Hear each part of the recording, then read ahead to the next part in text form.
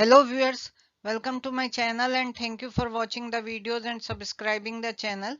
इस वीडियो में 2025 का क्वेश्चन 1 है एब्स्ट्रैक्ट अलजेब्रा का ग्रुप थ्योरी से है. Let H and K be two subgroups of a group G such that OH is greater than square root of OG and OK is greater than square root of OG. Show that H intersection K is not equal to E, where E is the identity element. Hence OH, OK and OG denote the order of H, K and G respectively. 10 marks का question है. इस question को हम contradiction से करेंगे that H intersection K is equal to E और फिर हम शो करेंगे that our assumption is wrong. इसके लिए हमें एक थ्योरम की जरूरत है. उस थ्योरम का स्टेटमेंट यूज करके आप प्रूव कर सकते हैं एग्जामिनेशन में, लेकिन यहाँ पर थ्योरम का स्टेटमेंट एंड उसका प्रूफ भी दिया गया है. तो आइए देखते हैं थ्योरम. थ्योरम का स्टेटमेंट है if H and K are finite subgroups of group G then order of H K is equal to order of K upon order of H intersection K. Proof के लिए हम assume करते हैं H intersection is equal to T. T जो है subgroup of K है and T is subgroup of H also. T भी finite है एंड एच के ये भी फाइनाइट है. और ये इसलिए कि टी जो है सबसेट ऑफ के है, टी एक सबसेट ऑफ एच भी है. तो ये स्टेटमेंट की हर सब ग्रुप जो ग्रुप का है वो उसका सबसेट भी होगा, लेकिन हर सबसेट सब ग्रुप होगा that is not always true. Converse is not always true, but here T is a subgroup, तो ये सबसेट भी है के का एज वेल एज एच का. इंडेक्स लिख सकते हैं I K T is equal to order of K upon order of T. से हम एम से लेट्स डिनोट करें. इसका मतलब है कि M distinct right cosets of T K में हैं और जिन्हें हम डिनोट कर सकते हैं टी के वन, टी के टू, टी के एम. के वन, के टू, के एम जो है एलिमेंट्स ऑफ के हैं, और अगर हम इन सब का यूनियन लें डिस्टिंक्ट राइट कोसेट्स का तो हम सेट जो के ग्रुप है वो फाइंड आउट कर सकते हैं. So union of all this is equal to K. हम इसे h से मल्टीप्लाई करते हैं तो this is k and multiplied by h. So हमने ये डिस्ट्रीब्यूटिव लॉ से मल्टीप्लाई कर दिया. And here we are using absorption property which says t is subset of h and it implies ht is equal to h by the absorption property. तो हम अगर ये लें that t is subset of h, दोनों तरफ multiply करें h से. So because h is a subgroup, so h is equal to h we can write. It means ht is subset of h, and because t contains the identity element e, because t एक सब group है, so h is equal to he is subset of ht, is subset of ht, hence we can say ht is equal to h. सो ये absorption property से हमने ले लिया. Now we will show that HK1, HK2, HKM they all are distinct. इसे solve करने के लिए contradiction use करते हैं that HKI is equal to HKJ. We assume they are equal, जबकि डिस्टिंक्ट हमें प्रूव करना है. एंड इसके लिए IJ के लिए कंडीशंस हैं 1 is less than equal to I is less than J. J is next always element which is greater than I, and the number of all elements is m, so ij will be less than equal to m. तो ये imply करेगा hki is equal to hkj that ki kj inverse belongs to h and this also belongs to k. k जो है सब group है and h is also सब group. Ki kj inverse belongs to h intersection k which is equal to t. It means tki is equal to tkj, जबकि ये distinct है. अभी हमने पहले देखा कि कोसेट्स जो हैं वो डिस्टिंक्ट कोसेट्स हैं. tki cannot be equal to tkj. So order of hk is equal to order of hk1 plus order of hk2 and so on till order of hkm. और ये हम m टाइम्स लिख सकते हैं because order of h के 1 is equal to order of h. So m into order of h is equal to this much ok upon ot into OH by 1, which is the equation we have written right now. This was equal to M. So we got the proof of theorem. This is the statement which is the theorem statement and we got the proof. अब हम contradiction लेके given problem को solve करते हैं. In the question itself it is given H and K are subgroups of G, and these H and K we have taken finite subgroups, and order of H is greater than order of square root of OG, and order of K is also greater than, so both are greater than the order of square root of OG, and we have to show that order of H intersection K is greater than 1. It's not written in the question, but it is written in this form: H intersection K is not equal to E. So HK is the subgroup or subset of G. So order of HK is less than equal to order of G. So इसे हम दूसरे ढंग से लिखते हैं, reverse order में लिख लिया. So order of G is greater than equal to order of HK. ये थ्योरम से हमने टर्म लिखी जो अभी हमने प्रूव की है. एंड क्योंकि ये दोनों ग्रेटर देन हैं तो यहाँ पर इनकी वैल्यू ये ग्रेटर देन में कन्वर्ट हो गई when we put the order. So this is square root of OG and square root of OG, both are greater, so this becomes greater upon order of H intersection K. तो ये multiply करके OG आ गया and this. So what happened? OG is now greater than OG upon OH intersection K.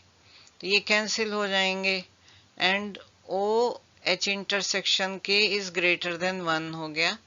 इसका मतलब अगर ये 1 है तो H इंटरसेक्शन K में सिर्फ E एक एलिमेंट नहीं है, it's more than that, and this is what we had to prove. So let's do next question. 2025 का क्वेश्चन 1B ग्रुप थ्योरी से है. Let G is equal to E x x square y y x square be a non-abelian group with order of x is equal to 3 and order of y is equal to 2. Show that xy is equal to yx square where E is the identity element of G and ox oy denote the order of the elements xy respectively. तो हम हर element के साथ इस case को discuss करते हैं and we will check xy is equal to yx square. So let's do. Question में हमें order of X and order of Y दिए गए हैं 3 and 2 रेस्पेक्टिवली. तो इसके क्या मीनिंग है हम ये देख लेते हैं कि X cube is equal to E and x square is equal to x to the power -1. Order of Y जो कि 2 है, इसका मतलब है Y square is equal to E and Y is equal to Y to the power -1. G non abelian group दिया गया, इसका मतलब है X Y is not equal to Y X. इन प्रॉपर्टीज को या कंडीशंस को ध्यान में रखते हुए हम चेक करते हैं रिलेशनशिप्स. सो हमें क्या दिखाना है? X Y is equal to Y X square दिखाना है. हम एलिमिनेशन का मेथड अप्लाई करेंगे. जी एक ग्रुप हमें दिया गया. The product of any 2 elements in G must also be an element of G. तो एक्स वाई जो प्रोडक्ट है जो हमें ये फाइंड आउट करना है, ये इन 6 एलिमेंट्स में से किसी एक के इक्वल है और हमें शो करना है ये वाई एक्स स्क्वायर के इक्वल है. इसका मतलब ये रिमेनिंग एलिमेंट्स के इक्वल नहीं है और हम चेक करते हैं that it is not equal to remaining elements. पहला केस लेते हैं x Y is equal to e जो फर्स्ट एलिमेंट है ग्रुप का. तो x Y is equal to e, इसका मतलब है y is equal to x to the power -1 और x cube is equal to e दिया गया है and x square is equal to x to the power -1. ये वैल्यू जो है हम एक्स टू द पावर -1 में यहाँ सब्सटीट्यूट कर दिए. इसका मतलब y is equal to x square. अगर y is equal to x square हो जाता है और ऑर्डर ऑफ वाई हमें दिया गया है 2, लेकिन यहाँ पर ये हो गया ऑर्डर ऑफ एक्स स्क्वायर जो कि 3 हो गया. तो ये सेटिस्फाई नहीं हो रही, कंडीशन फुलफिल नहीं हो रही है. तो x Y is not equal to, ये हमारा एजम्पशन रॉन्ग था. दूसरा एजम्पशन हम करते हैं x Y is equal to X का. इसमें हम लेफ्ट कैंसिलेशन लॉ लगा लेते हैं एंड मल्टीप्लाई करते हैं एक्स टू द पावर -1 से both sides. So left hand side में हो गया X to the power -1 X Y, right hand side हो गया X to the power -1 into X. तो ये जो ई के इक्वल हो गया और यहाँ पर भी ये ई के इक्वल हो गया। सो वाई इज इक्वल टू ई हमारी वैल्यू आ गई। अगेन ये y का ऑर्डर 2 दिया गया है और y is equal to e होने से ऑर्डर 2 नहीं आता है, तो ये भी assumption रॉन्ग है। नेक्स्ट केस है X Y is equal to x square. इसमें भी लेफ्ट कैंसिलेशन लगाया, एक्स इनवर्स से मल्टीप्लाई किया बोथ साइड्स, तो यहाँ पर ये y हो गया और यहाँ x हो गया। अब order of y is equal to order of x मतलब है, जबकि इसका ऑर्डर 2 है y का और x का 3 है, तो ये इक्वल नहीं है, तो ये assumption भी रॉन्ग है। Now next case X Y is equal to Y. हम हर एक एलिमेंट को ग्रुप के लेते जा रहे हैं और उसे चेक कर रहे हैं whether it is equal to x y और नॉट। अब राइट कैंसिलेशन लॉ लगाया, तो राइट साइड में y टू द पावर -1 से मल्टीप्लाई किया, x y into y -1 is equal to y y -1। So इससे आगे x is equal to e. x is equal to e होने का मतलब है order of x is equal to 3 दिया है, और ऑर्डर 3 इंप्लाई करता है that x is not equal to e, जबकि यहाँ हमारा x is equal to e आ गया। सेम कंडीशन यहाँ, तो इससे हम कंक्लूजन लगाते हैं कि ये assumption भी रॉन्ग था that X Y is equal to Y. Abelian group नहीं है, नॉन एबिलियन ग्रुप दिया गया है, तो उसकी कंडीशन ही होती है कि कम्यूटेटिव नहीं होता, X Y is not equal to Y X. अगर ये इक्वल हो जाते हैं तो कम्यूटेटिव ग्रुप हो जाता है, एक्स वाई जो है कम्यूट करते हैं, generators x and why they commute, और पूरा ग्रुप एबिलियन हो जाएगा, जबकि ये गिवन कंडीशन है नॉन एबिलियन की, तो ये भी पॉसिबल नहीं है। नेक्स्ट, अब लास्ट केस जो बचा है वो बचा है X Y is equal to Y X square, तो इसे चेक करते हैं। अब ये रिलेशन ये स्टैंडर्ड है। This relation defines the structure of dihedral group D3 और द सिमेट्रिक ग्रुप S3। सो ये स्टैंडर्ड है which is the unique non abelian group of order 6। This specific group structure describes the dihedral group of order 6 D3 और S3।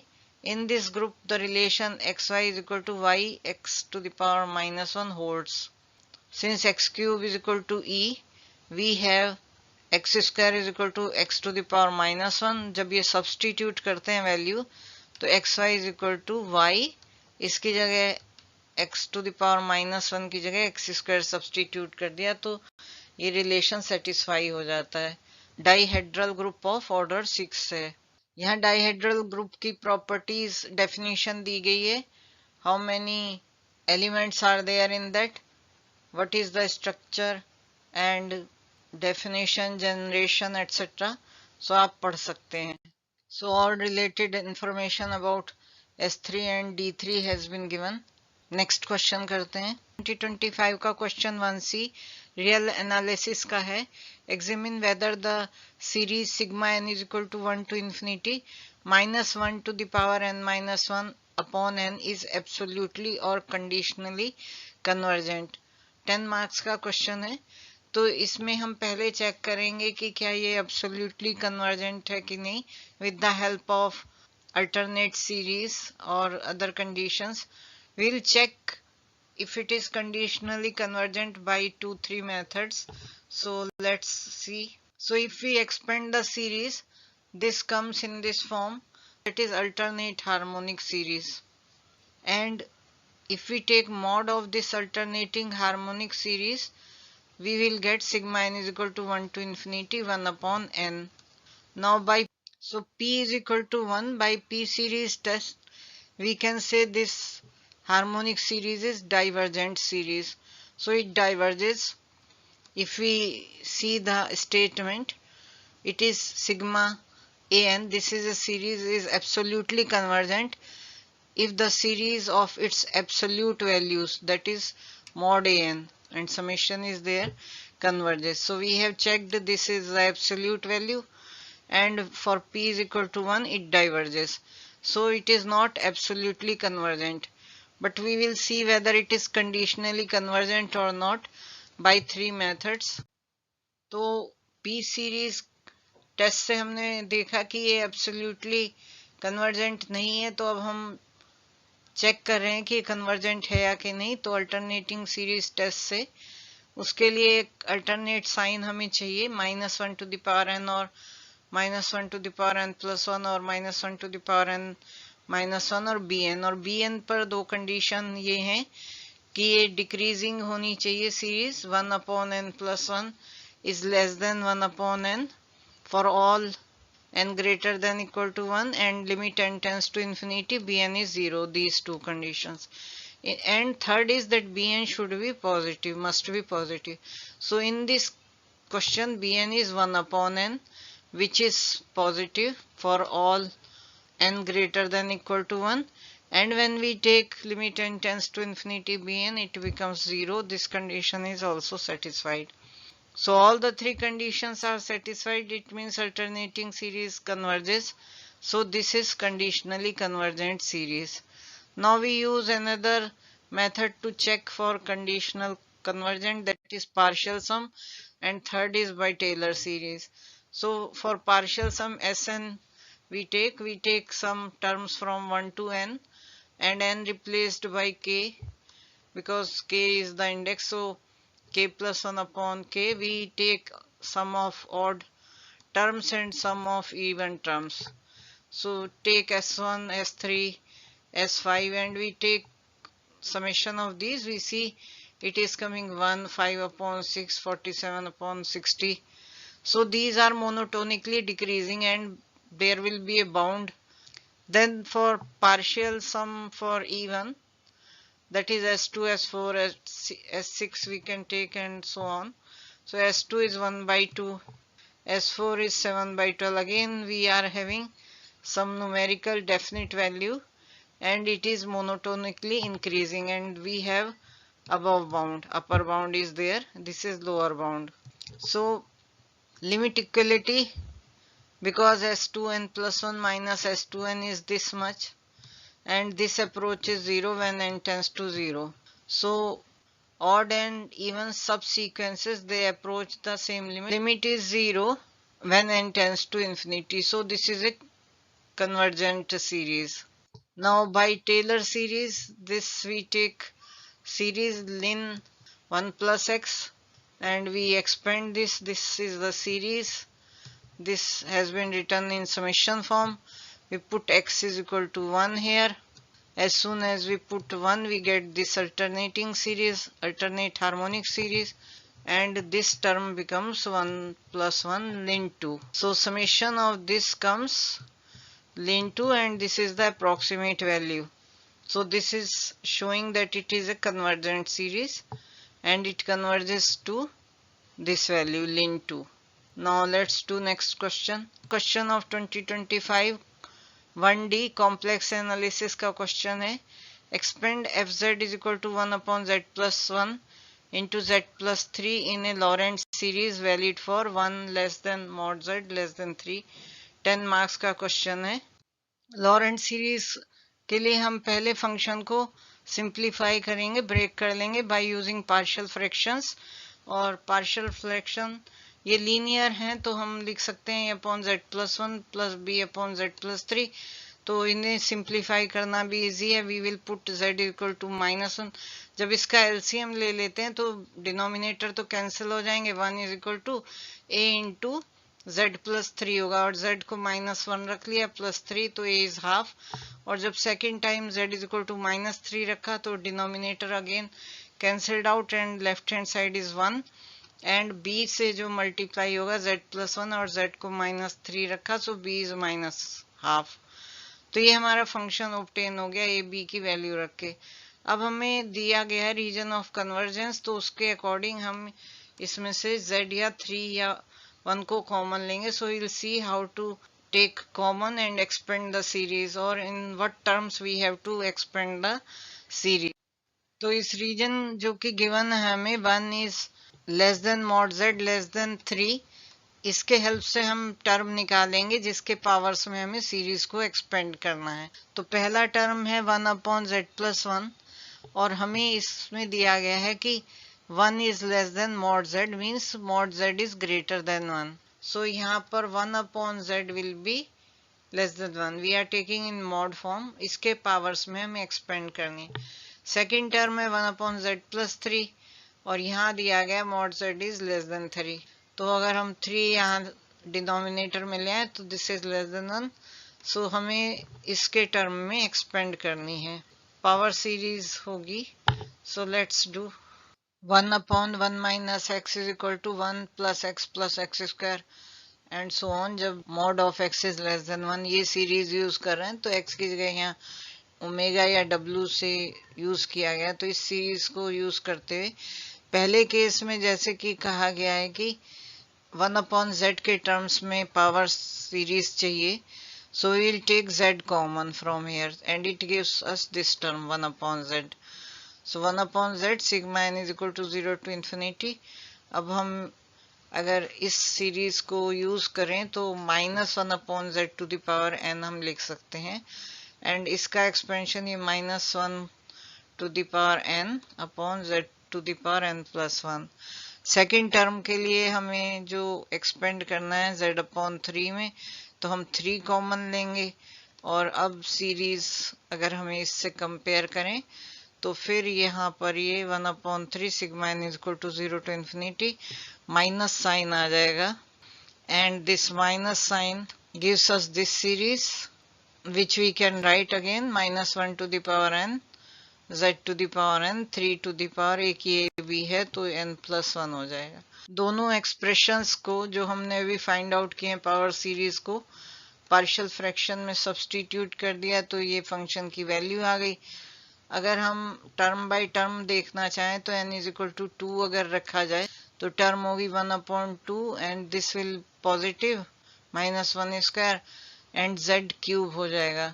फिर next term होगी कि n is 1 so then minus sign हो गया 1/2 and z square plus n is 0 so 1/2 z then this term comes and in this also we put n is equal to 0 1 2 so when it is 0 1 is the 1/3 into 2 6 when we put n is equal to 1 we get this term, n is equal to 2 will give this term and so on।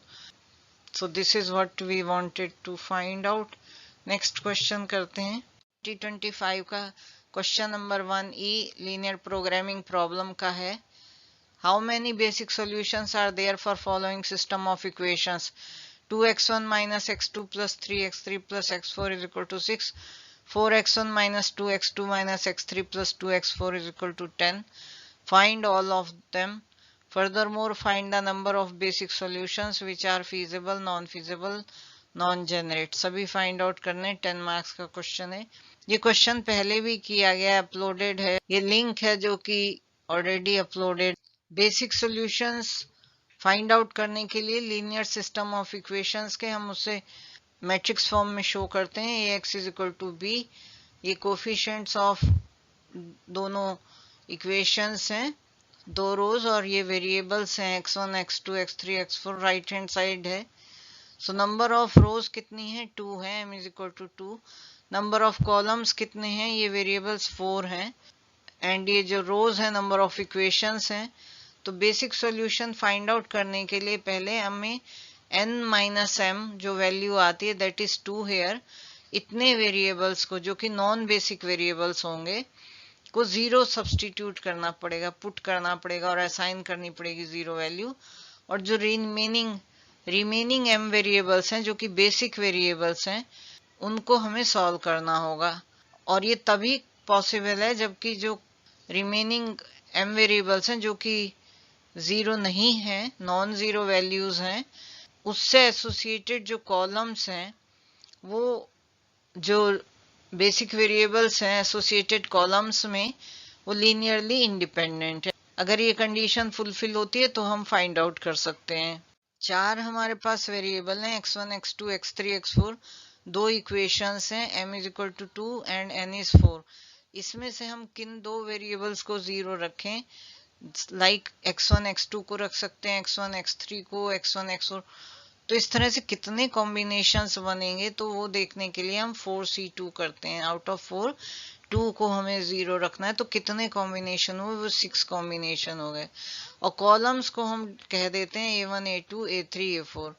तो पहला case लेते हैं कि हमने x1 x2 को non zero रखा, x3 x4 zero है, तो इससे डिटर्मिनेंट जो है ये जीरो आ गई, मतलब लीनियरली डिपेंडेंट है और कोई सॉल्यूशन नहीं एग्जिस्ट करता। अगर ये जीरो आती है तो डिपेंडेंट है, नहीं आती है जीरो तो इंडिपेंडेंट है। सेकंड हमने लिया x1 x3 को नॉन जीरो रखा, तो कॉरस्पॉन्डिंग डिटर्मिनेंट ये आई, इसे सॉल्व किया तो -14 आ गया। इसका मतलब सॉल्यूशन एग्जिस्ट करता है। तो पहली इक्वेशन में हमने x2 x4 को जीरो रखा तो ये वैल्यू आ गई, और सेकंड इक्वेशन जो गिवन है उसमें x2 x4 को जीरो रखा तो ये है। इन दोनों को सॉल्व किया तो ये सॉल्यूशन आ गया। अब रिमेनिंग हम देखते हैं क्या सॉल्यूशंस हो सकते हैं। तो यहाँ पर हमने x1 x4 लिया और डिटर्मिनेंट फाइंड आउट करी, ये जीरो आ गई तो यहाँ नो सॉल्यूशन है। फिर x2 x4 को, क्योंकि ऑल पॉसिबल हमें देखने हैं, तो इसमें हमारा ये सॉल्यूशन आ जाएगा। और then we take x2 x4 non zero, then we take x3 x4 तो इनसे ये सॉल्यूशंस हमने ऑब्टेन कर लिए। तो अगर हम देखें हमें 3 सॉल्यूशंस मिले और ये फीजेबल है। अब हम चेक कर सकते हैं क्योंकि ये सारे पॉजिटिव वैल्यूज हैं तो फीजेबल है। यहाँ पर एक नेगेटिव वैल्यू है तो ये फीजेबल नहीं है, ये भी पॉजिटिव है तो ये फीजेबल है। देन हम डी जनरेट करें तो डी जनरेट नहीं होता है क्योंकि बेसिक वेरिएबल्स नॉन जीरो हैं, यहाँ भी बेसिक वेरिएबल्स नॉन जीरो हैं और यहाँ भी, सो कोई भी डी जनरेट नहीं होता है। और टाइप क्या है, पहला फीजेबल नॉन डी जनरेट हो गया, दूसरा तो फीजेबल नहीं है तो नॉट फीजेबल, एंड तीनों ही नॉन डी जनरेट तो है और तीसरा भी फीजेबल है। तो क्वेश्चन में था हाउ मेनी, तो टोटल बेसिक सॉल्यूशंस 3 है, number of basic feasible solution 2 है, नॉन फीजेबल बेसिक 1 है, number of non degenerate basic solutions 3 है, number of degenerate basic solutions 0। Instead of using matrices determinant we can use the algebraic equations directly. तो जैसे 6 हमारे possible case हैं, तो हम यहाँ जैसे देख रहे हैं बेसिक सॉल्यूशन फाइंड आउट करने के लिए हमने x3 x4 को जीरो रखा। एल्जेब्रिकली दो इक्वेशंस को सॉल्व करके हम निकाल सकते हैं सॉल्यूशन। यहाँ पर हमने फाइंड आउट कर लिए solutions, no solution as well as solutions, और उन्हें समराइज कर सकते हैं, that also can be done. Next question करते हैं। 2025 का क्वेश्चन 2A रियल एनालिसिस का है। Define Cauchy sequence and prove that every convergent sequence of real numbers is a Cauchy sequence. What is the importance of Cauchy condition? 15 marks का question है। Cauchy sequence की definition है, Cauchy sequence की definition देख लेते हैं, then we will see the proof. A sequence an of real numbers is called a Cauchy sequence if for every epsilon greater than 0 there exists a natural number capital N such that nm greater than equal to n. The distance between the terms arbitrarily small. An minus am mod is less than epsilon. In simple terms, we can say a sequence is Cauchy if its terms get closer and closer to each other as the sequence progresses. So the distance between the elements of the sequence decreases as the sequence increases. This is the statement or definition of the Cauchy sequence. अब proof के लिए हमें दिखाना है every convergent sequence is Cauchy. एन हमने sequence ले लिया, this converges to limit L, then it must be a Cauchy sequence. So sequence converges to N, so definition of convergence use करेंगे हम, that for every epsilon great there exist N integer N such that for all n greater than equal to capital N, an minus L is less than equal to epsilon by 2. And now let nm be any two indices such that nm are greater than equal to n. We want to show that an minus am is less than epsilon. So this is the definition of convergence and this is what we want to show.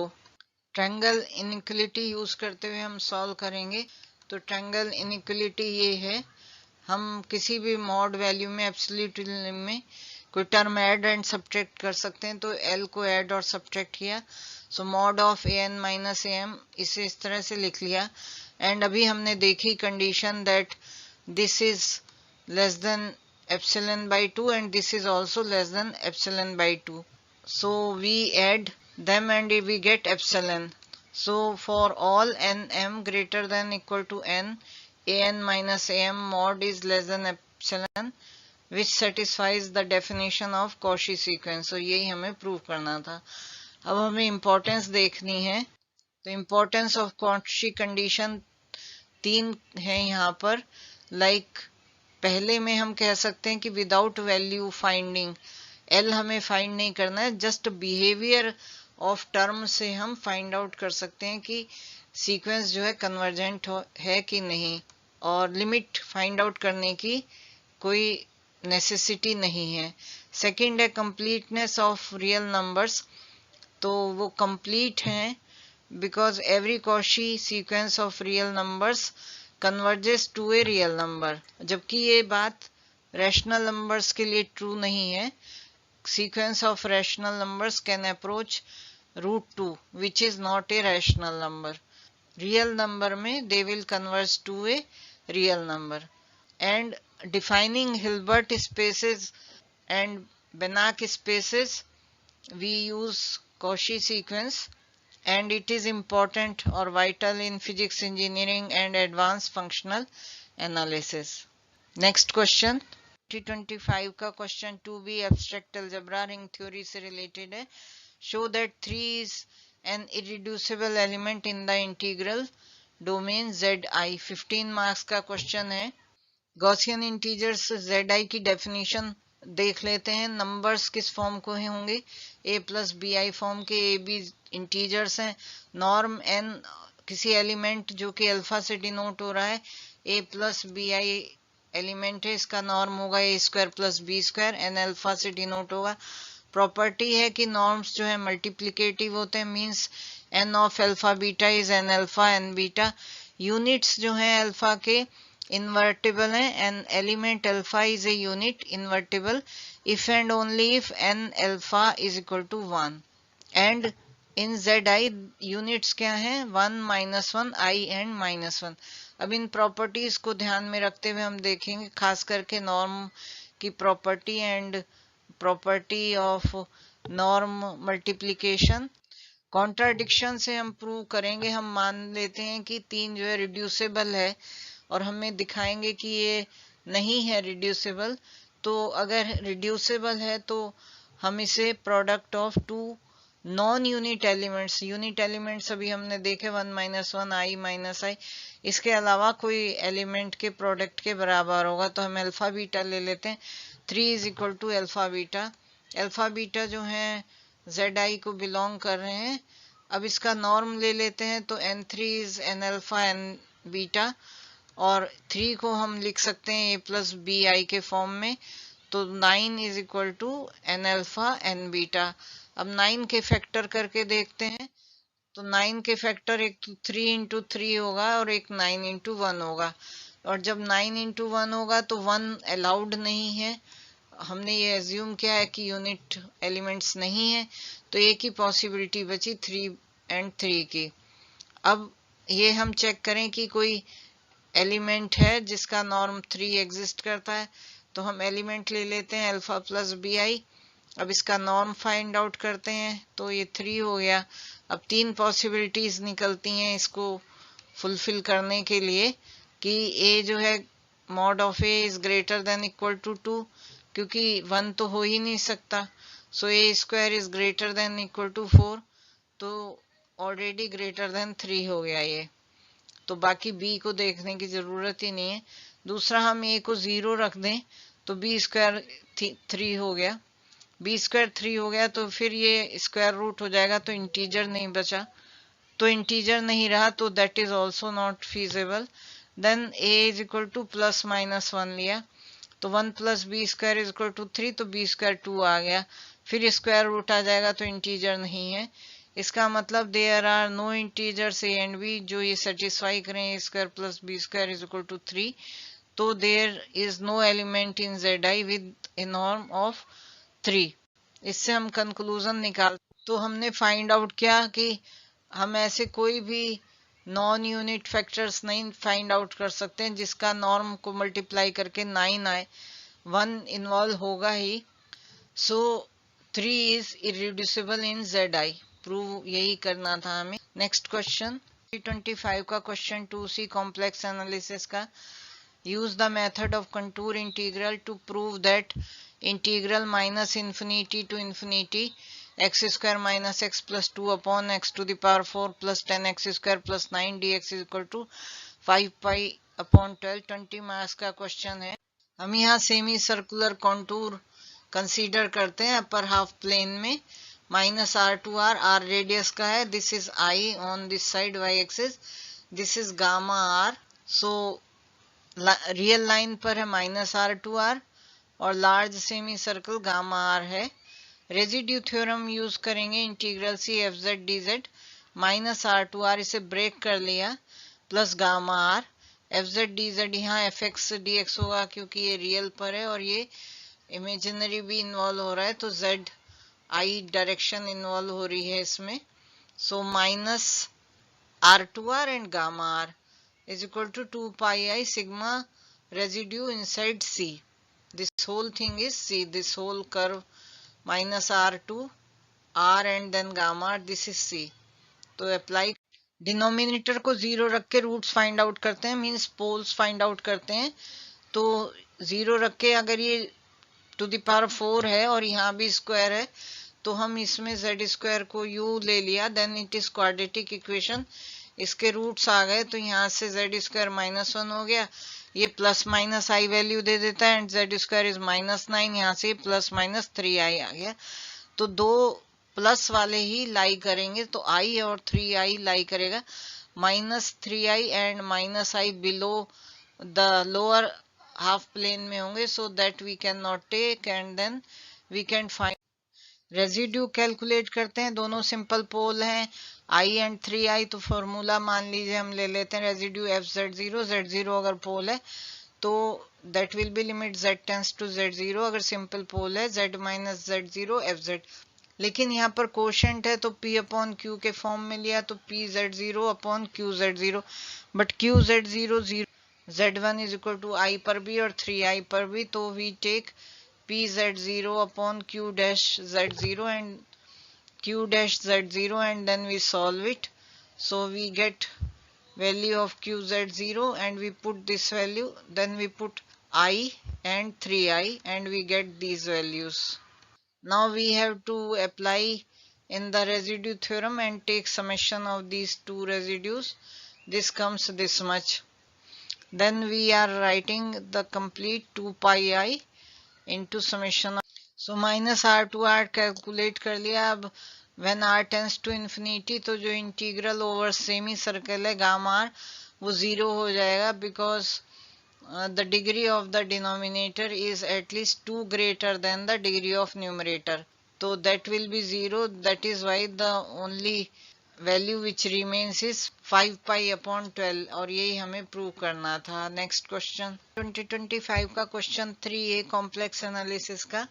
Evaluate the integral c. This is closed integral e to the power z upon z square z plus 1 cube dz c is mod z is equal to 2. 15 marks का question है. तो जो reason दिया गया है वो mod z is equal to 2. हम poles find out करते हैं. दो पोल होंगे z is equal to 0, z is equal to 0 a pole of order 2 and z is equal to -1 pole of order 3. ये हमने डिनोमिनेटर को 0 सब्सटीट्यूट करके और जो उसकी पावर है उससे ऑर्डर फाइंड आउट कर ली. सिंगुलरिटीज मिल गई. अब हमारे पास ये 0 और -1 अगर इनका हम मॉड लें बिकॉज ये mod z is equal to 2 दिया गया तो दोनों इसी के इनसाइड लाई करते हैं. तो दोनों पर हम रेजिड्यू फाइंड आउट करेंगे फिर रेजिड्यू थ्योरम से कैलकुलेट करेंगे वैल्यू. तो फॉर्मूला हम लगाएंगे 1 upon n minus 1 factorial z tends to z0 dn minus 1 upon dz n minus 1. ये n जो of this function z minus z0 n fz.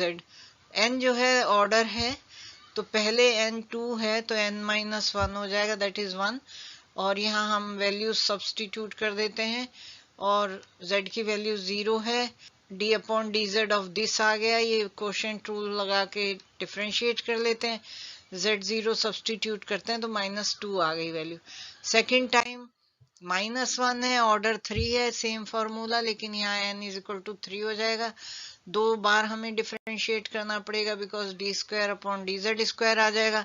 फिर z is equal to -1 substitute करेंगे, ये value आ गई, दोनों को ऐड कर देंगे, 2πi से मल्टीप्लाई कर देंगे और ये वैल्यू हमें मिल जाती है, ये आंसर है। नेक्स्ट क्वेश्चन 2025 का क्वेश्चन नंबर 3 भी रियल एनालिसिस का क्वेश्चन है, मैक्सिमा मिनिमम का। Show that the volume of the greatest rectangular parallelepiped that can be inscribed in the ellipsoid x² upon a² plus y² upon b² plus z² upon c² is equal to 1 is 8abc upon 3√3।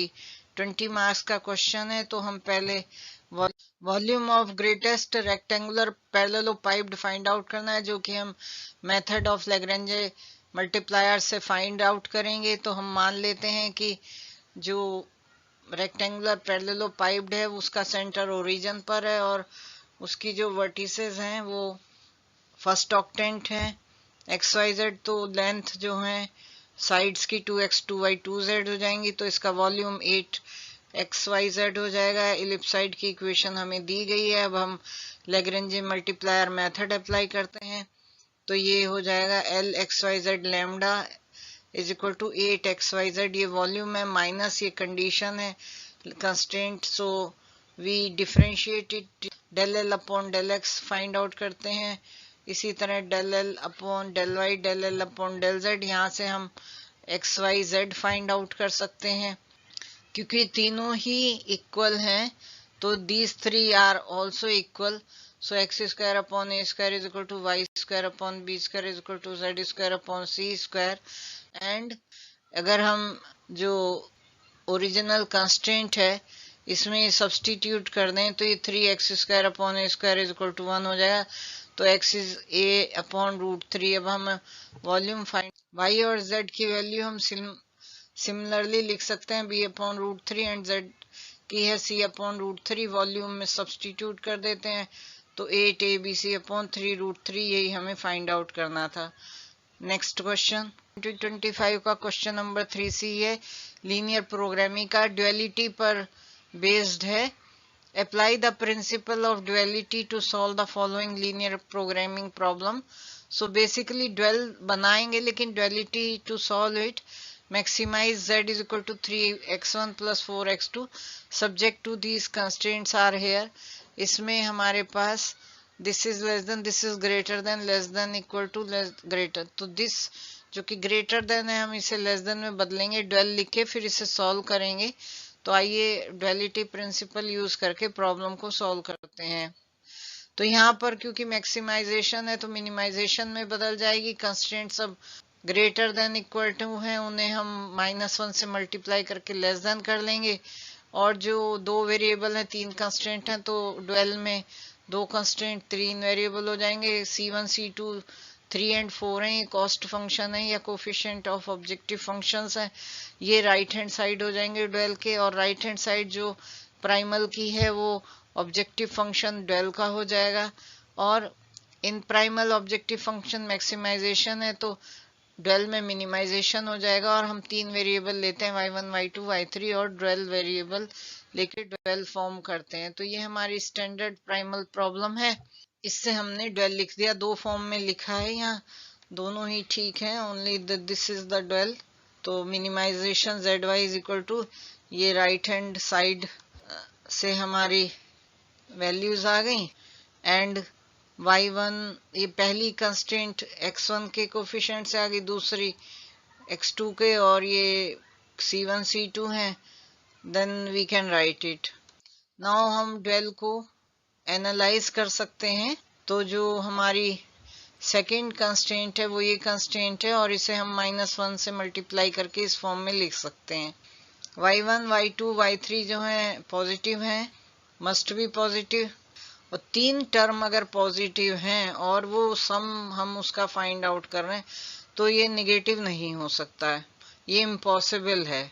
So dwell problem तो feasible नहीं है, ये solution नहीं है इसका। अब हम duality principal use करते हैं।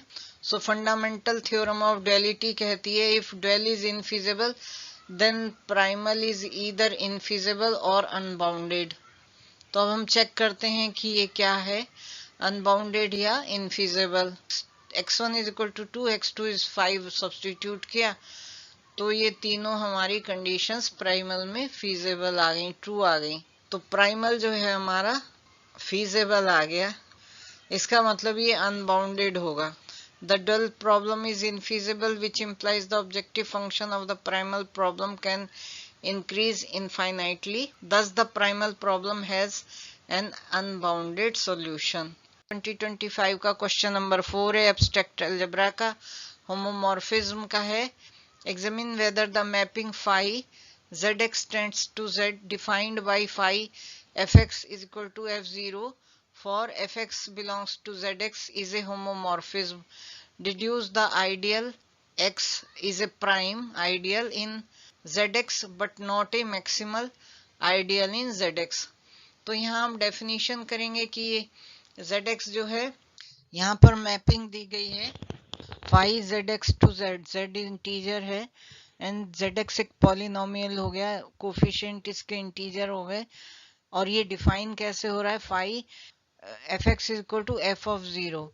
So this is again one mapping that phi of fx is equal to f of 0 for fx belongs to zx. अगर zx में ये फंक्शन है इस पॉलिनोमियल में तो दिस विल बी 0. ये एक होमोमॉर्फिज्म है, हमें ये चेक करना है और हमें आइडल ये दिखाना है कि प्राइमल आइडल है in zx but not a maximal ideal in zx. तो यहाँ हम addition and multiplication of two functions की प्रॉपर्टी को यूज करेंगे. So to determine if the mapping is a homomorphism and examine the properties of the ideal x, we can follow the steps. तो addition and multiplication preserve रहना चाहिए. तो ये ring homomorphism होगी. A mapping phi such that R maps to S is a ring homomorphism if it preserves addition and multiplication. तो अब दो हमने पॉलिनोमियल ले लिए fx and gx in zx. ये इंटीजर्स का पॉलिनोमियल है, पॉलिनोमियल का सेट है बेसिकली. तो यहाँ एडिशन लिया and it is preserving and multiplication ये भी प्रिजर्व हो रहा है. सो फाई जो है एक रिंग होमोमॉर्फिज्म है, इसे इवोल्यूशन होमोमॉर्फिज्म भी कहते हैं. अब इंडेक्स फाइंड आउट करेंगे. आइडियल के लिए हम पहले कर्नल और इमेज फाइंड आउट करते हैं फाई की. कर्नल है consists of all polynomials where f0 is 0. These are precisely the polynomials with no constant term, meaning every term is a multiple of x. Thus kernel phi is equal to ideal x. Image को देखें अगर तो image की definition है for any integer n belongs to z, the constant polynomial which is fx is equal to n maps to n since f0 is equal to n. Thus phi is a surjective and image of phi is equal to z. तो ये first isomorphism theorem. Zx upon kernel phi is approximately equal to image of phi. It implies zx upon kernel phi क्या है, this ideal x. So यहाँ ideal x and image is z approximately, so this is equal to z. so ये अब हमारा जो ideal है इसे हमें दिखाना है prime and not maximal. so now we can use the properties of the quotient ring z to characterize the ideal. तो प्राइम आइडियल है अगर if the quotient ring R upon I is an integral domain. Since z is an integral domain, it has no zero divisors. तो ideal is a prime ideal. And second is maximal ideal. इसकी definition है an ideal I is maximal if and only if the quotient ring R upon I is a field. तो ये field नहीं है because z एक field नहीं है and the element 2 has no multiplicative inverse in z. So ideal x is not a maximal ideal in zx. तो दोनों point यहाँ प्रूव हो गए हैं with example also that Z is not a field, and element 2 is one of the example. So next question 2025 का question 4b real analysis का है. Prove that every continuous function is Riemann integrable. 15 marks का question है. Theorem है तो prove every continuous function is Riemann integrable. इसके लिए हम प्रूव करेंगे कि एक function f which is continuous on closed inter ab तो वो इंटीग्रेबल भी है ऑन क्लोज्ड इंटर ab. उसके लिए हम एज्यूम करते हैं इनिशियल स्टेप की एप्सिलॉन इज ग्रेटर देन 0 तो वी कैन सेलेक्ट और choose a positive number eta b minus a is less then epsilon.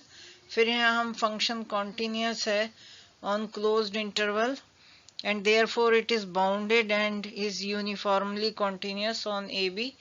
तो ये property satisfy होगी where delta is greater than 0 there exists a delta and then we choose a partition P with norm mu P which is less than delta. Then by equation 1 which is mod ft1 minus ft2 is less than eta if mod t1 minus t2 is less than delta. तो इसमें हम जो bounds हैं upper and lower bound mi minus small mi is less than equal to eta where I takes value from 1 to n. तो upper bound minus lower bound is equal to summation हमने ले लिए सारे intervals के and multiplied by delta x. तो यहाँ से हमारी ये थ्योरम प्रूव हो जाती है. अगर हमें so this is the integrability criteria upper bound lower bound and this we are able to prove. Theorem अगर रिलेटेड देखनी है तो वो यहाँ दी गई हैं. फर्स्ट थ्योरम है related to integrability. So necessary and sufficient condition है इन थ्योरम में. So this first one is necessary condition, ये यहाँ प्रूव की गई है. Then second is sufficient condition and then theorem has been shown that it can be written in the combined form necessary and sufficient condition.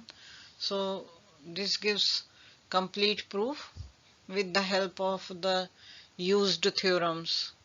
You may go through the theorems. If you find any point which is not clear you may ask in comment section. Next question is 2025 का question 4c linear programming का है. The following table shows all the necessary information on the available supply to each warehouse. The requirement of each market and the unit transportation cost from each warehouse to each market is given here. The shipping clerk has worked out the following schedule from experience. 12 units from A to B, 1 unit from A to third one, and 9 units from A to fourth, 15 units from B to third, 7 units from C to first, and 1 unit from C to third. Find the optimal schedule and minimum total shipping cost. 20 marks का question है. तो हम पहले एक वोगल method से या north west method से initial basic feasible solution निकाल सकते हैं. Then we can apply MODI method and get the final solution. So we are applying Vogel's method and finding the penalties. For these type of questions you can see other questions which have been solved and videos have been uploaded for explanation. Here solution is given and Vogel method apply करने के बाद we get the solution which comes 104 and this is a non degenerate solution. अब हम MODI method apply करते हैं और optimal solution find करते हैं. तो यहाँ पूरी कैलकुलेशन दी है. इस तरह का भी वीडियो अपलोडेड है. 2025 का question 5a partial differential equations का. Find the solution of the equation d square plus d d dash minus 2d square z is equal to y sin x where d is equal to del upon del x and d dash is del upon del y. 10 marks का question है.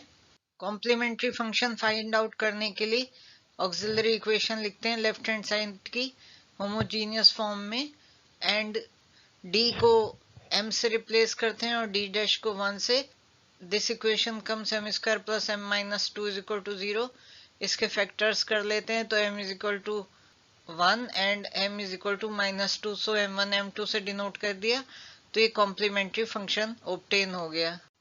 Particular integral निकालना है तो denominator को fraction करेंगे and fraction ये आते हैं, then we will use the formula d minus m d dash phi x y. m की वैल्यूज हम फाइंड आउट कर चुके हैं, is equal to integral phi x as it is रहेगा, और y जो है c माइनस एम एक्स हो जाएगा, where c is the value replaced by y plus m x after integration. तो यहाँ पर अगर हम देखें तो m की वैल्यू -2 है, फर्स्ट लेते हैं, then we will take second value, और y is equal to c plus 2x हो जाएगा, this we will put, so we write whole thing, this integral c plus 2x which is y into sin x ds as u, and then we integrate by parts, और ये value हमारी आ जाती है जिसमें हम c की value रख देते हैं y minus 2x। Now second part, step a में जो u की वैल्यू ऑब्टेन हुई है उसके ऊपर ऑपरेट करेंगे दोबारा, जो सेकेंड फैक्टर है 1/d minus d dash, m is 1 here, और इसमें हम y को रिप्लेस कर देंगे c माइनस एक्स से, then again integrating by parts, and then will get pi value, तो जनरल सॉल्यूशन हो जाएगा cf प्लस pi निकालने का एक और मेथड है जो कि दिया जा रहा है, here we write in this form imaginary part of e to the power ix, because यहाँ sin ax है या cos ax कुछ हो तो हम e to the power ix को यूज करके कर सकते हैं रियल एंड इमेजिनरी पार्ट्स, तो ये डिनोमिनेटर है, and then y e to the power ix इसका imaginary part only, then we use this formula 1/f d dash e to the power ax plus by, and of we are taking here, तो ये हम formula apply करेंगे, a is equal to i है, b is equal to 0 है, so यहाँ denominator में f d plus a d dash plus b, so replace होगा d plus i से, और डी डैश ऐसे ही रहेगा because b is 0, and then we write all these things, and here it becomes we only, so y only, and imaginary part of this, so we expand, so we got this expansion, और ये पूरा operator जो है y के ऊपर ही operate हो रहा है, उसमें x नहीं है। जब हम डिफरेंशिएट करेंगे d से जो कि डेल अपॉन डेल एक्स है तो 0 आ जाएगा, ओनली d डैश की टर्म बचेंगी इसमें, so we have now only -1 and i d dash, d है तो ये तो 0 देगा, एंड -2d डैश स्क्वायर y, इसे सॉल्व कर लेते हैं, so this we take in numerator and expand कर सकते हैं इस टर्म को 1 minus x to the power -1 के फॉर्म से, this whole thing is as x, and then we get this expression, and second time derivative जो होगा y के रिस्पेक्ट में वो 0 हो जाएगा, सो ओनली फर्स्ट 2 टर्म्स बचेंगी यहाँ पर, and when we apply those first 2 terms on y we get this value, pi की वैल्यू होगी imaginary part of this much, because in between 2 times जो है सब स्टेप्स सॉल्व कर दिए गए हैं, part of the step solve कर दिया गया है, so back again we are coming to this and we get imaginary part of e to the power ix को एक्सपेंड कर लिया into this, so when we multiply this is the real term and this is the imaginary part, so we remove I as because we are already talking imaginary part, so pi will be this much. Now we can write cf plus pi and we will get the answer. Next question 2025 का question 5b numerical analysis का है, यहाँ पर हमें solve करना है the following system of linear equations by Gauss-Seidel method। जैसे कि हमें पता है Gauss-Seidel method iterative method है, तो हम तब तक इटरेट करेंगे जब तक कि एक्स वाई जेड की वैल्यूज सेम ना हो जाए, means the previous value of x is same almost at least up to 4/5 decimal place is same in the next step. So ये सिस्टम ऑफ इक्वेशंस है, 10 मार्क्स का क्वेश्चन है, तो हम पहले चेक करते हैं डायगोनल डोमिनेंस। फर्स्ट रो लेते हैं, उसमें देखते हैं कि mod 10 मैक्सिमम है, रेस्ट ऑफ द एलिमेंट्स को अगर हम जोड़ें तो this is correct. Diagonal elements लेंगे हम तो 20 again in y row and rest of the elements का अगर मॉड ऐड करें तो तीनों में सेटिस्फाई हो रही है, तो ये स्ट्रिक्टली डायगोनली डोमिनेंट है तो कन्वर्ज करेगा। सो अब हम गॉस सीडल मेथड लगा सकते हैं, otherwise we can not apply Gauss Seidel method. So x की वैल्यू फर्स्ट इक्वेशन से, y की वैल्यू सेकंड से, z की वैल्यू थर्ड इक्वेशन से लिख ली, इनिशियल वैल्यू ले ली x0 y0 z0 मीन्स इनकी वैल्यूज 0 0 0 ले ली और कैलकुलेट कर लिए फर्स्ट इटरेटिव वैल्यूज। इसमें हम as soon as current value find out होगी, जैसे कि x1 हमारा 0.9 आ गया तो ये वैल्यू हम नेक्स्ट स्टेप में यूज कर लेंगे। नेक्स्ट स्टेप में लेटेस्ट वैल्यू यूज करके हम इटरेट करते रहेंगे और we see in fourth iteration the values are this. So we got almost x is equal to 1, y is minus 2 and z is equal to 3. Next question. Hello viewers, welcome to my channel and thank you for watching the videos and subscribing the channel. इस video में 2025 का question number 5C1 computer programming का है। Convert the number 3479 base 10 है into binary system and the number 7AE.9F into hexadecimal system 16. So we do this. Decimal to binary में convert करने के लिए नंबर को 2 से डिवाइड करेंगे और कोशेंट को फिर 2 से डिवाइड करेंगे। जो रिमाइंडर्स आएंगे उन्हें हम बॉटम टू टॉप लिख लेंगे और डिवाइड तब तक करेंगे जब तक हम फर्दर डिवाइड नहीं कर सकते या कोशेंट 0 नहीं आ जाता। Then we will write these values, the remainder values from bottom to top, and this is the conversion. Hexadecimal में integer part है 7AE। 7 को हम लिख सकते हैं in this form because हमें decimal में convert करना है। So A is 10 and E is 14 and then we multiply it by 16 to the power 0, 16 to the power 1 and 16 square and we get the value.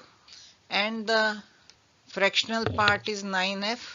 9f is 15, so here we multiply by 16 to the power minus 1, 16 to the power minus 2 and get the value. So this is the value. We combine this value and get the value. 2025 का question 5C computer programming का है। Determine the truth table for the Boolean function. ये function दिया गया है। Also derive the full disjunctive normal form of fxyz from the truth table। 10 marks का question है तो आइए करते हैं। ट्रुथ टेबल बनाने के लिए हम दो पार्ट्स में फंक्शन को डिवाइड कर देते हैं a एंड b, और जैसे कि हम देख रहे हैं 3 वेरिएबल हैं x y z, तो 2 to the power n means 2 cube number of rows होंगी। Input variables x Y Z and x dash Y dash Z dash की वैल्यूज लिख देंगे की फॉर्म में होंगे। ऑल पॉसिबल कॉम्बिनेशंस हम यहाँ पर लेते हैं। Then we calculate A and B and F is equal to the function is A dot B. तो ये हमारी ट्रुथ टेबल आ गई। अब हम देखते हैं सेकेंड पार्ट में क्वेश्चन के हमें disjunctive normal form DNF find out करनी है, that is sum of min terms. तो इससे हम जो टेबल अभी फाइंड आउट किया उसमें लास्ट कॉलम जो है फाइनल एफ फंक्शन की वैल्यू, उसमें हम देखते हैं कहाँ कहाँ 1 वैल्यू है इन रोज। तो हर रो के लिए मिन टर्म क्रिएट करेंगे, एक्स वाई जेड के अंडर जो वैल्यूज हैं उन्हें लेंगे एंड उसमें अगर 0 वैल्यू आ रही है तो उसे डैशेस के साथ शो करेंगे, like X dash Y dash Z dash, और 1 वैल्यू है तो एक्स वाई जेड फॉर्म आएगी। सो अगर फर्स्ट रो देखें तो एक्स वाई जेड के नीचे 0 0 0 है तो इसे हम मिन टर्म में X dash Y dash Z dash लिखेंगे।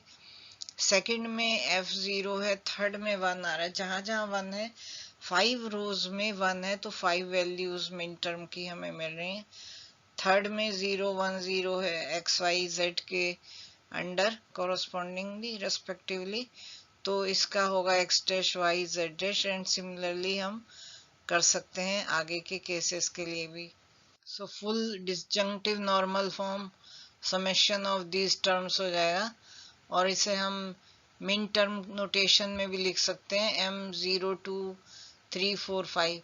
Min term and normal form etcetera, इनके ऊपर वीडियोस ऑलरेडी हैं, आप देख सकते हैं एंड अंडरस्टैंड कर सकते हैं कि क्या प्रोसीजर है and what are the terms we use for them. 2025 का क्वेश्चन नंबर 5D लैग्रेंजियन का है।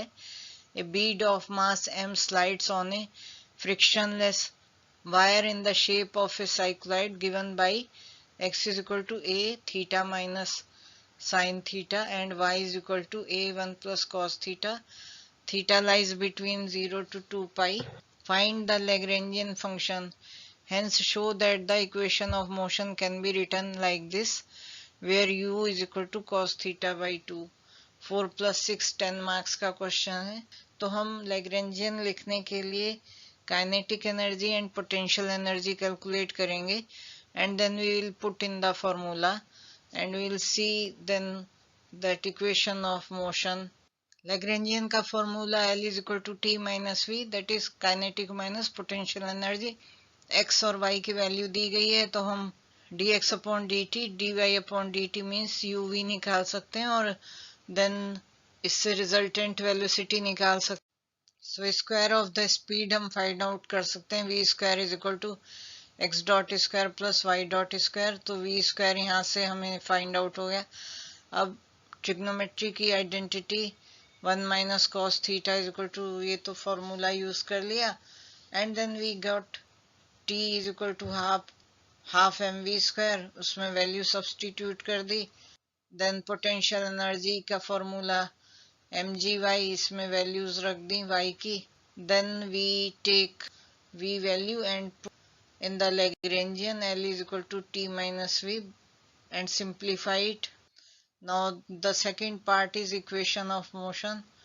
So we use Euler-Lagrange equation directly on theta. So we put u is equal to cos theta by 2. It is given into the first Lagrangian. So first we transform the variables. U dot we find out u dot square and cross multiplication gives 4u dot square is equal to this much. Now we apply Lagrange equation, Euler-Lagrange equation. We calculate each term and then put into this equation. So once we calculated and substituted, it comes this. And now we divide it by 16 ma square and we get this equation which was supposed to be derived. And this shows that bead undergoes simple harmonic motion, because this equation shows simple harmonic motion in u with angular frequency omega is equal to under root g upon 4a. So this is what we had to prove. A source and sink of equal strength are placed at points plus minus a by 2 0 within a fixed circular boundary x square plus y square is equal to a square. Show that the streamlines are given by this equation, where k is a constant and r square is equal to x square plus y square। 10 marks का question, fluid dynamics का question, source and sinks. ये question detail में upload किया जा चुका है already, तो आप वहां से इसका एक्सप्लेनेशन देख सकते हैं। Initial complex potential find out करते हैं, then we apply circle theorem, then we find out stream function. So each step has been discussed in the uploaded video। 2025 का क्वेश्चन 6 से PDE का पार्शियल डिफरेंशियल इक्वेशंस का solve. del square u upon del x square plus del square u upon del y square is equal to 0 for a rectangular plate subject to the boundary conditions। यहाँ boundary condition दी गई हैं। 20 marks का question है। सो Laplace equation को solve करना है, 2D Laplace equation. And ये हम फिगर लेते हैं x axis y axis and इस पर बाउंड्री जो दी गई है उसको हम x is equal to a, y is equal to b, u जो है 0 है तीन साइड पे, only u is equal to fx on x axis. ये डिरिचलेट बाउंड्री कंडीशंस हैं। So this is the problem basically. Boundary conditions for y and for x have been given, for y 0 to b and for x 0 to a, and one fx0 means u x y is 0, इस पर दी गई है fx, x lies between 0 to a 3b। तो ये दो अलग boundary conditions के लिए सॉल्यूशन फाइंड आउट किया जाएगा। तो इक्वेशन 1 का हम सॉल्यूशन एज्यूम करते हैं when equation 1 is subject to boundary conditions 2, this equation 2, 3 and 3b। हम ये assume करते हैं that this is the solution form xxyy. Now when we differentiate it 2 times and put in the equation, given equation, that is equation 1, we get this, and these will be 2 terms we get, and because x and y are independent, so variables each side of 5, this term and this term, they must be equal to same constant, same mu. सो ये हमें दो equation मिलती हैं 6 and 7। सो 6 को solve करते हैं with boundary conditions. ये boundary conditions में भी हम वैल्यू रख देते हैं and we get boundary conditions. So 6 with boundary condition 8 हम सॉल्व कर रहे हैं। तीन केसेस लेंगे, mu is equal to 0, mu is equal to lambda square when lambda is not equal to 0, and third is mu is equal to minus lambda square. And हर case में हम ये सॉल्यूशन ऑब्टेन करते हैं। Then we put boundary conditions and we get that this case is rejected. In this is the solution when we take mu is equal to lambda square. Steps यहाँ लिखे हैं, आप देख सकते हैं boundary condition. So ये भी reject हो जाती है condition ultimately. थर्ड केस में हम mu is equal to minus lambda square where lambda is not equal to 0 ये लेते हैं, इसमें solution ये find out हो जाता है। और boundary condition से हमें 8th से जो 12 इक्वेशन ये देती है a इज इक्वल टू 0, और दूसरी उसी में कंडीशन a की है, जब x is equal to a तो दो कंडीशंस आती हैं, ये सेकंड वन। अब इसमें जब हम a 0 रख देते हैं तो this term is also 0, but हम इसमें b is not equal to 0 ले रहे हैं तो sine lambda a is equal to 0। लेकिन ये भी 3b कंडीशन को फुलफिल नहीं कर रही है, ओनली 3a के लिए सॉल्यूशन है। अब इसमें हम साइन लैम्डा a को 0 लेते हैं तो sine lambda is equal to 0, तो लैम्डा इज n पाई और लैम्डा की वैल्यूज फाइंड आउट कर लेते हैं। इससे हम सॉल्यूशन फाइंड आउट कर लेते हैं, लेकिन ये 3b को सेटिस्फाई नहीं कर रहा है। Then we complete this solution which comes up to here. Now in order to satisfy 3b हम एक और जनरल सॉल्यूशन लेते हैं, ये सॉल्यूशन, और then we after using the 3b condition, that is boundary condition 3b, we get the solution, and which is half range Fourier series. So आप step by step करें, और कोई आपको इसमें point हो which you are not able to understand तो आप comment section में पूछ सकते हैं। 25 का क्वेश्चन 6b कंप्यूटर प्रोग्रामिंग का है। Simplify the Boolean function fxyz is equal to xyz plus x dash yz plus xy dash z plus xyz dash and draw the corresponding gate network। 15 marks का question है। We can simplify this expression by using idempotent law, a plus a is equal to a। हम repeatedly से use कर सकते हैं, तो यहाँ पर हमने ऐड कर लिया है और फिर ग्रुप बना लिया। Then we take x plus x dash is equal to 1, this property, and we got this answer। Gate बनाने के लिए हम एक्चुअली कई तरह से रिप्रेजेंट कर सकते हैं। वन वे रिप्रेजेंटेशन दिया गया है, ये रिप्रेजेंटेशन है। You can write X Y Z in one time only like this X Y Z and then can make the gate. और अगर डिटेल्स जाननी है कि ये गेट कैसे बनाना है तो इसके ऊपर वीडियोस बनाए गए हैं, आप देख सकते हैं, अपलोडेड हैं, आप वहां से देख सकते हैं। कोई क्वेश्चन है तो आप कमेंट सेक्शन में पूछ सकते हैं। 2025 पेपर 2 का है, जो कि मोमेंट ऑफ इनर्शिया कैलकुलेट करने का है। Calculate the moment of inertia of a uniform solid cylinder of mass m, radius r and length l with respect to a set of axes passing through the center of the cylinder where z-axis is the axis of the cylinder and rho is the constant density at any point of the cylinder. Also find L upon r for which the moment of inertia about x or y axis will be minimum for a given mass of the cylinder। 15 marks का question है। Question में capital R M capital L दिए गए हैं, इन्हें हमने r is equal to a and m is equal to small m, l is equal to h लेके solve किया। l जो है सेंटर ऑफ बेस है एंड g जो है सेंटर ऑफ ग्रेविटी, o जो है हमने ये एक थिन डिस्क ले ली है of delta x, with breadth इसकी डेल्टा एक्स है। सो m फाइंड आउट करेंगे, pi r square h, pi r a है so a square and h delta x है इस डिस्क का, रो से मल्टीप्लाई किया तो ये m हो गया।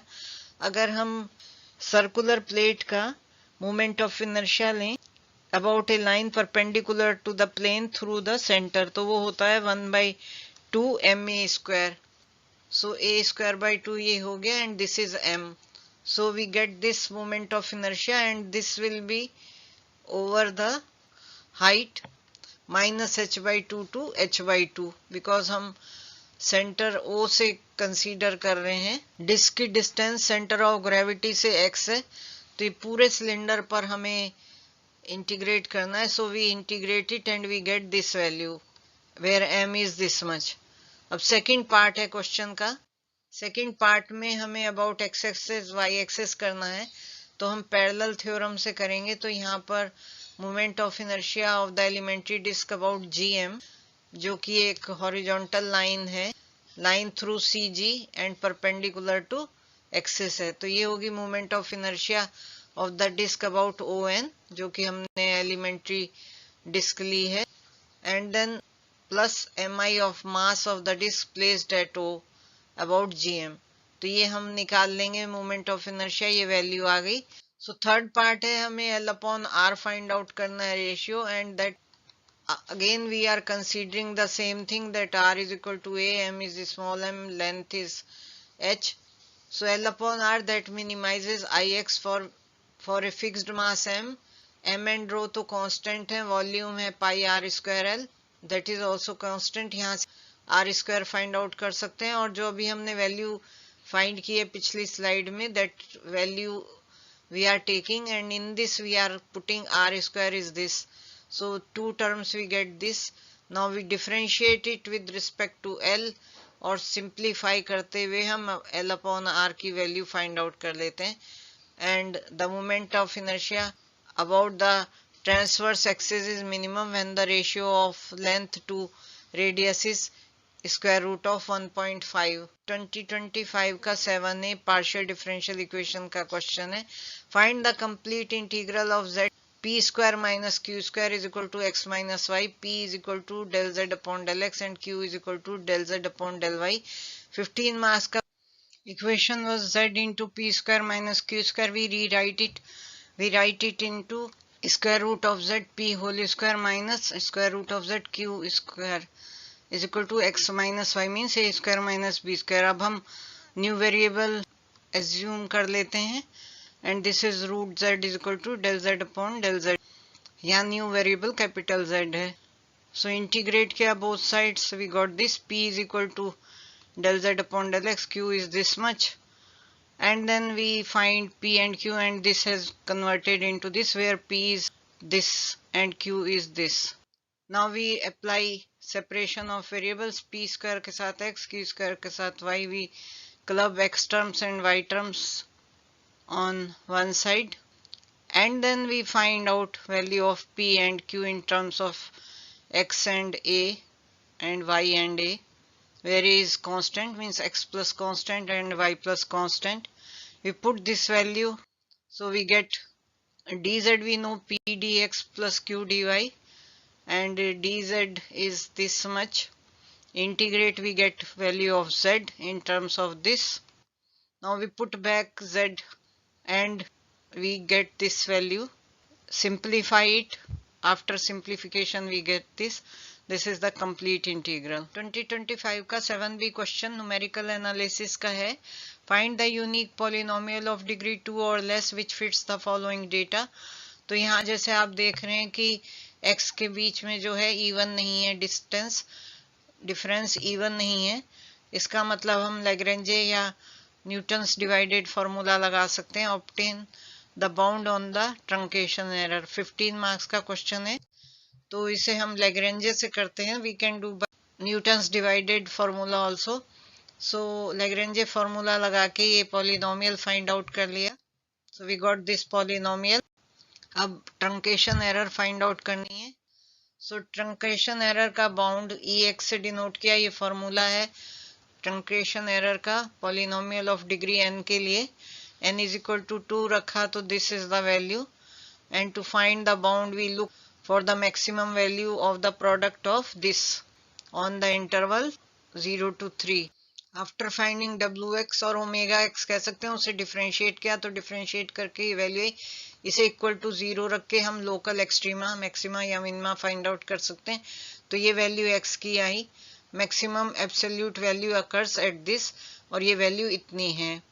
ये हम फाइंड आउट कर सकते हैं मैक्सिमा मिनिमा प्रॉपर्टीज से. अब इसका बाउंड के लिए हमने मॉड ऑफ दिस लिया, ये फॉर्मूला लगा करके.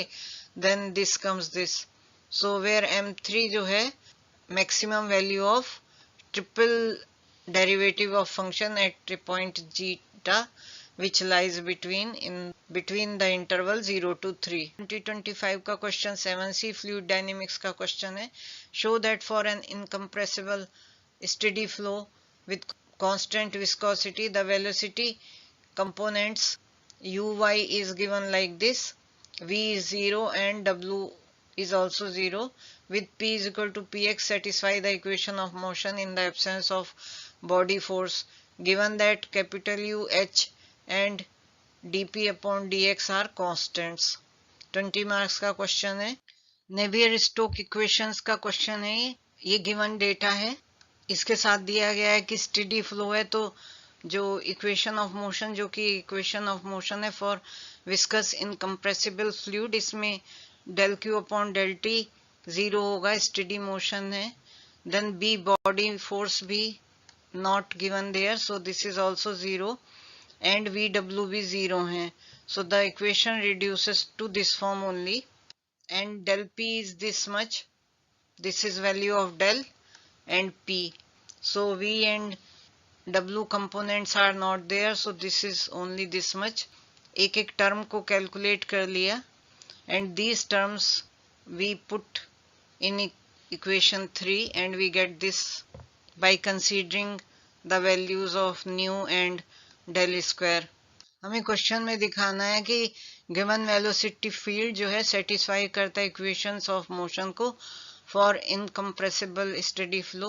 तो हमें दो टेस्ट करने होंगे, that is the continuity equation and the Navier-Stokes equation. ये कंजर्वेशन ऑफ मोमेंटम की है, ये conservation of mass for incompressible flow की. सो वेरिफिकेशन करते हैं कि ये जो फील्ड दिया गया है ये सेटिस्फाई करता है continuity equation and Navier Stokes equation को. So this is continuity equation. इसमें हम ये UV की वैल्यूज रखते हैं and then we see it satisfies this. Second is we check Navier-Stokes equation. This is the Navier-Stokes equation for steady incompressible flow with constant viscosity mu and with no body forces. So इसमें हमारे पास del u over del x है क्योंकि u y पर depend कर रहा है, x का component ही नहीं है. So this will be 0, v and w 0. So left hand side जो है 0 हो गई. अब राइट हैंड साइड को चेक करते हैं. So here right hand side में प्रेशर एंड विस्कस फॉर्म्स है, इनमें y के रिस्पेक्ट में डिफरेंशिएट हो रहा है. तो हम u y जो कि हमें गिवन है इसे रीराइट कर लिया. Then we differentiate u with respect to y first time second time and then we put these values back into x momentum equation. These are the equations, so we get this expression and it shows that it also satisfies the Navier-Stokes equations. So both the equations are satisfied, therefore proof is complete. 2025 का question 8A PDE का question है. Find the characteristics of the partial differential equation p square plus q square is equal to 2, p is equal to del z upon del x, q is equal to del z upon del y and determine the integral surface which passes through x is equal to 0, z is equal to y. 15 marks का question है. तो इसे हम Charpit's method से solve करेंगे. Characteristic equation find out करनी है and integral surface for the given partial differential equation.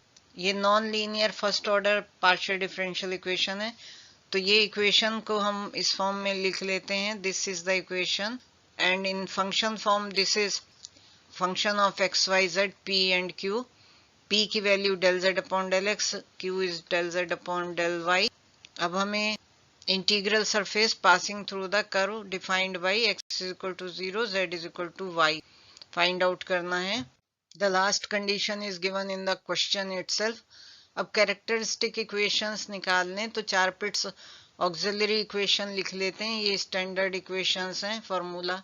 अब इन्हें वैल्यूज कैलकुलेट कर लेते हैं और सब्स्टिट्यूट करते हैं फंक्शन की वैल्यू डिफरेंशिएट करके partially with respect to p q and we put all these values. तो ये वैल्यूज हमारी F P F Q F X F Y F Z की आई, ये सब्स्टिट्यूट करके हम यहाँ से p और यहाँ से q की वैल्यू निकाल ली जो कि कांस्टेंट आई। नाउ ओरिजिनल इक्वेशन में रख दिया तो a square plus b square 2b की वैल्यू a के टर्म्स में आ गई। अब हम कंप्लीट इंटीग्रल फाइंड आउट करते हैं, D Z is P D X plus Q D Y. D Z में p और q की वैल्यू सब्स्टिट्यूट कर दी और फिर इंटीग्रेट किया तो z की वैल्यू आ गई। Then we put value of b into this, whole term is in terms of a। Now we calculate integral surface. So given condition ये है क्वेश्चन में, एंड अगर हम z को y रख दें तो ये हमारी वैल्यू आ गई। So y is equal to this one. अब हमें ये देखना है कि इक्वेशन जो है होल्ड कर रही है for all y on the curve. The coefficient of y must match and the constant must be 0। तो c 0 है and coefficient of y is equal to this much. तो ये इक्वल होने की वजह से a की वैल्यू आ गई plus minus 1, and then plus minus 1 substitute कर दिया, b की वैल्यू आ गई, वापस रखा वैल्यू तो z is equal to x plus y आ गया। एंड माइनस 1 हमने अगर ली होती a की वैल्यू तब z की वैल्यू ये आती है। This also satisfies the condition z is equal to y at x is equal to 0, but z is equal to x plus Y is the standard solution derived from a is equal to 1। Minus 1 से ये आएगी value. So this is the complete answer. 2025 का question 8b numerical analysis का है। Find the constant p and error term for the quadrature formula. Integral x0 to x1 fx dx is equal to this much। और यहाँ पर ये equal spacing ली गई है। So x is equal to x0 plus h, f0 fx0 है, f1 is fx1 and prime जो है डेरिवेटिव को रिप्रेजेंट कर रहे हैं with respect to x। Deduce करना है composite rule by for integrating, and this is the integral a to b fx dx where a is equal to x0, b is equal to xn और ये interval है in between. 15 marks का question है and इसे solve करते हैं। Question में दिया गया है कि राइट हैंड साइड में जो टर्म है p वो फाइंड आउट की जाए, तो उसके लिए हम दोनों साइड के फॉर्मूला को एक्सपेंड करते हैं अबाउट द मिड पॉइंट और one of the end points. So let's expand about x0 using Taylor series. h है x1 माइनस x0, तो लेफ्ट हैंड साइड को अगर हम करें टेलर सीरीज से तो ये वैल्यू आ गई। अब इसे इंटीग्रेट कर लेते हैं x0 to x1। So basically this is what we are doing, and जब राइट हैंड साइड इंटीग्रेट होती है तो हमें ये वैल्यू मिली। नाउ हम राइट हैंड साइड को लेते हैं और एक्सपेंड कर लेते हैं f1 और f1 डैश को अबाउट x0। तो f1 ये होगा, f1 डैश ये होगा, ये दोनों सब्स्टिट्यूट कर दिए, जो राइट हैंड साइड की टर्म्स दी गई हैं क्वेश्चन में सब्स्टिट्यूट कर दिए एंड इसे सिंप्लीफाई किया तो ये टर्म्स आ गए। अब लेफ्ट हैंड साइड और राइट हैंड साइड के कोफिशिएंट्स को कंपेयर कर लिया, तो h क्यूब के कोफिशिएंट्स को हमने कंपेयर किया, यहाँ से p की वैल्यू आ गई। So for finding the local error term p is equal to 1/12 हमने सब्स्टिट्यूट की और टर्म्स को कंपेयर करते हैं, जहां डिफरेंस आएगा then we can find out the error. h4 अगर आप देखें h4 की टर्म्स सेम आ रही हैं दोनों साइड, h5 में डिफरेंस आ रहा है, this one and this one. Subtract करें तो ये इतनी आएगी माइनस साइन के साथ क्योंकि एरर है, that is why minus we have to subtract, is more on right hand side. So this is the corrected trapezoidal rule and error is this much in this interval. Question में दिया गया है कि composite rule भी deduce करना है, तो trapezoidal rule है उसे हम डिड्यूस कर सकते हैं। ये b minus a upon n है, then this is the integration, इसे इस फॉर्म में लिख सकते हैं। अगर हम एक्सपेंड करें तो ये टर्म करेक्शन वैल्यू है। सो this is the trapezoidal rule, यहाँ से हम फाइंड आउट करते हैं, and this is the correction part. तो अगर हम इसमें देखें, ये टर्म्स इंटरनल जो है यहाँ तक कैंसिल हो जाएंगी, फर्स्ट और लास्ट बचेगी। So this becomes f dash a and f dash b, और इसमें हमारे पास f0 which is f a and fn is f b plus twice of rest of the terms. तो ये फॉर्मूला आ जाता है, and this is the correction part.